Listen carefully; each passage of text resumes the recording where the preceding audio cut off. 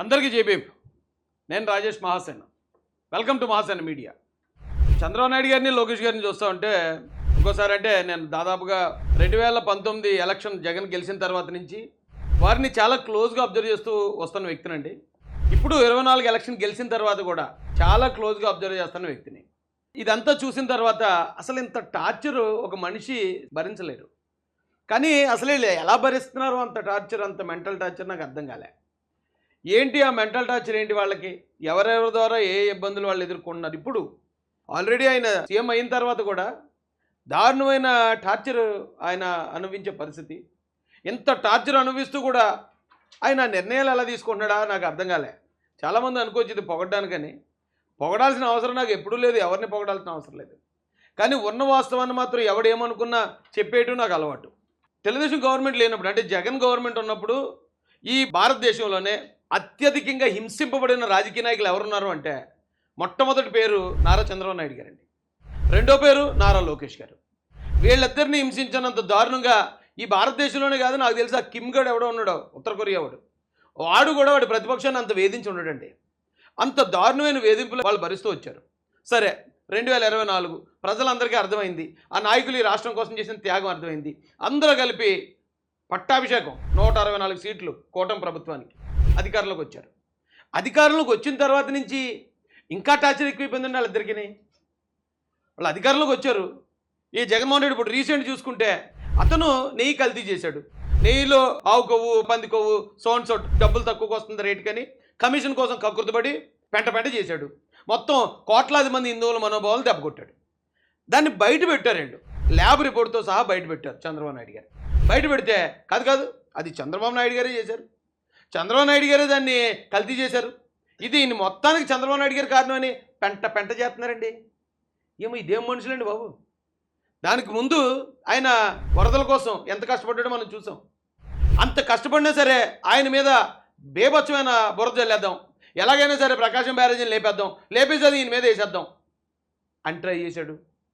అంతకుముందు ఆ వినుకొండలో ఎవడో చంపుకున్నాడు, ఎవరో ఇద్దరు చంపుకుంటే చంద్రబాబు నాయుడు గారు, లోకేష్ గారు చంపేశారని అదో పెంట.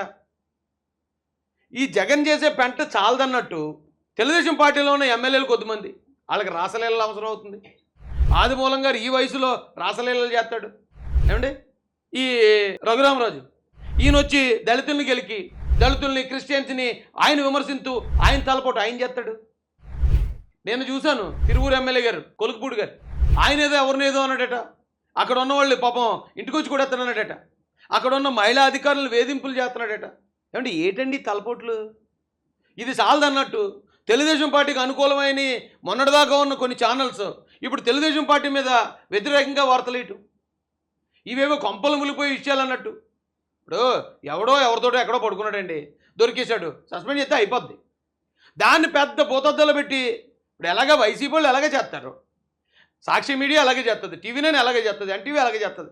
మనం కూడా అదే చూపించడం వల్ల ఏంటి ఉపయోగం? తప్పు చేశాడు, పనిష్మెంట్ ఇచ్చితే అయిపోద్ది. లేదు మనం కూడా మన ఛానల్లో కూడా దాన్ని టీఆర్పీ కోసమో లేకపోతే మరి ఏదో సంథింగ్ దాన్ని కూడా పోతద్దలేంటి, తెలుగుదేశం ఎమ్మెల్యే దొరికేశాడు, తెలుగుదేశం ఎమ్మెల్యే అని మొన్నదాకా వైసీపీ అండి. ఇప్పుడు ఒకవేళ ఎవరైనా తెలుగుదేశం ఎమ్మెల్యే ఏదైనా పొరపాట్లు చేయకుండా ఏ పార్టీ కూడా ఉండడం, పొరపాట్లు చేసే వాళ్ళు అన్ని పార్టీల్లోనూ ఉంటారు. ఇప్పుడు పలానా ఎమ్మెల్యే కొలుకుపూడి ఇలా చేశాడు, కొలుకుపూడి అలా చేశాడు, కొలుకుపూడి అన్యాయం చేస్తాడు, ఎందుకు మనం దాన్ని అంతా హైలైట్ చేయటం? వాళ్ళు నిజంగా తప్పు చేశాడు అనుకో చర్యలు తీసుకుంటారు. ఇక్కడ చర్యలు తీసుకోకుండా ఆగే ప్రసక్తే లేదు. ఆదిమూలం ఇలా వీడియో బయటకు వచ్చినంటే అలా సస్పెండ్ అయిపోయాడు.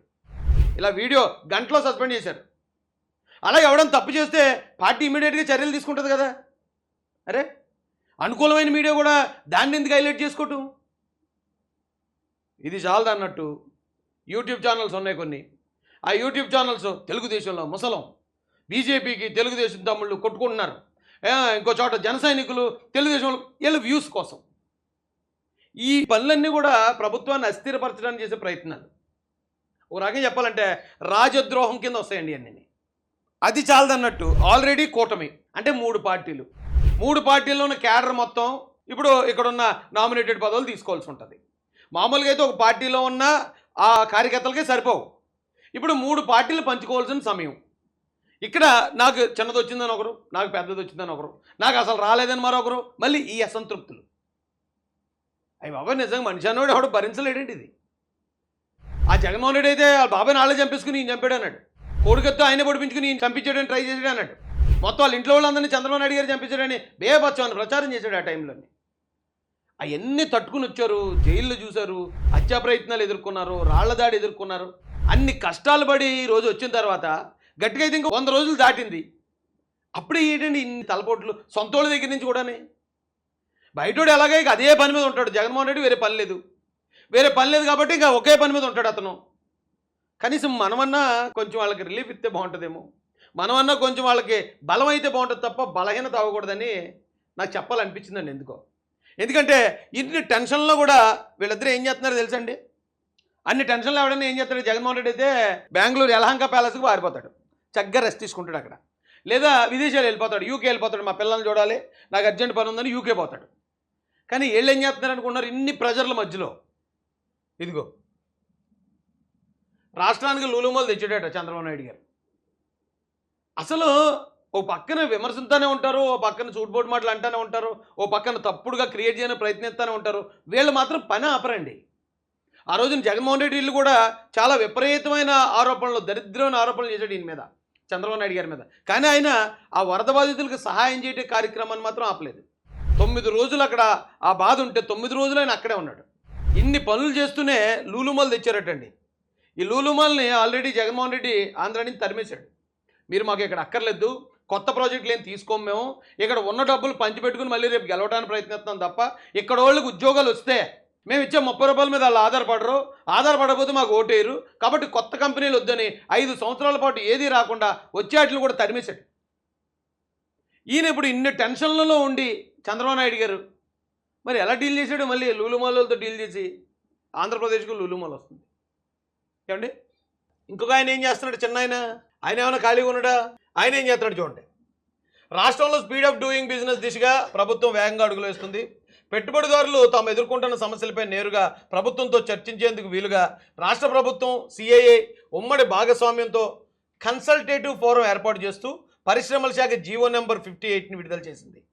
ఇటీవల విజయవాడలో తాజ్ వివాంత హోటల్లో భారత పరిశ్రమల సమాఖ్య సిఐఏ ఆధ్వర్యంలో నిర్వహించిన సదరన్ రీజనల్ కౌన్సిల్ సదస్సులో విద్య, ఐటీ, ఎలక్ట్రానిక్స్, ఆర్టీజీ శాఖల మంత్రి నారా లోకేష్ గారు పాల్గొన్నారు. ఇక ఈయన చేసే పని ఇది. వీళ్ళ మీద బురద జల్లడానికే ప్రత్యేకంగా రాష్ట్రంలో సగం మంది ఉన్నారు. వీళ్ళని ప్రతిరోజు అవమానిస్తూ మాట్లాడడానికి, కించపరచడానికి, లేని దాన్ని ఉన్నట్టు ఉన్నదాన్ని లేనట్టు చూపించడానికి రాష్ట్రంలో సగం మంది. ఎందుకంటే మన ఇంటి పక్క కూడా మన మీద ప్రతిరోజు ఏదైనా సూట్బోటు మాటలు అంటూ ఉంటే ఈ అమ్మ ఇల్లు మారిపోదాం బాబు, ఇక్కడి నుంచి ఎక్కడికైనా పోదాం అనిపిస్తుంది. కానీ అసలు అంటే వీళ్ళ మైండ్లు అలా సెట్ అయిపోయాయి అనమాట అండి. ఓ లీడర్స్ అంటే మరి అలా ఉంటారేమో. ఇంతమంది బయట లోపల కూడా ఇంత టార్చర్ పెడతా ఉంటే రాష్ట్రం కోసం, రాష్ట్ర ప్రజల భవిష్యత్తు కోసం, ఇక్కడున్న నిరుద్యోగుల ఉపాధి కోసం రాత్రి పగలు తేడా లేకుండా కష్టపడుతున్న నారా చంద్రబాబు నాయుడు గారికి, నారా లోకేష్ గారికి, ఈ రాష్ట్రంలో మనసున్న ప్రతి ఒక్కడు, బుద్ధున్న ప్రతి ఒక్కడు వారికి తోడుగా ఉండి ఈ ప్రభుత్వాన్ని ఎల్లవేళలా కంటికి రెప్పలా కాపాడాల్సిన బాధ్యత ప్రతి ఒక్కరికి ఉందని తెలియజేస్తూ జై భీమ్, జై భారత్, జై జై మహాసేన, జై తెలుగుదేశం, జై చంద్రబాబు, జై జై లోకేష్ అన్న.